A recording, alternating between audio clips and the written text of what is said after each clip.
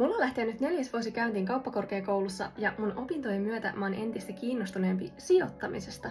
Ennen kuin mä aloitin sijoittamisen, niin mä en oikein uskaltanut lähteä kokeilemaan sitä, koska mä ajattelin, että mä en tiedä siitä oikein mitään. Ja mä uskon, että teillä monilla on varmaan tää sama ajatus. Nyt viimeistään kansi aloittaa sijoittaminen. Sillä Kauppalehdellä on tämmönen unelmasalkkupeli, jolla sä pääset harjoittelemaan sijoittamista virtuaalisella rahalla. Helsingin pörssissä ja nyt siellä on mukana myös uutuutena jenkkiosakkeita. Sä saat käyttöön 100 000 euroa virtuaalista pelirahaa ja palkintona tästä voi voittaa 5 000 euroa ihan oikeata rahaa. Ja joka viikko parhaalle pelaajalle on jaossa 300 euroa. Mä oon itse sijoittanut tässä pelissä esim. Appleen ja Nvidiaan, sillä mä uskon teknologiaan ja tekoälyyn myös tulevaisuudessa. Mentoreina tässä pelissä toimii esim. Kauppatieteilijä Vesa Puttonen. Näiltä mentoreilta sä voitkin saada hyviä vinkkejä tähän sijoittamiseen. Ja sun ei tarvitse olla täysikäinen, sillä 15-vuotiaat pääsee myös pelaamaan tätä peliä. Messäkin kokeilee, sä löydät tämän pelin osoitteesta kl.fi/unelmasalkku.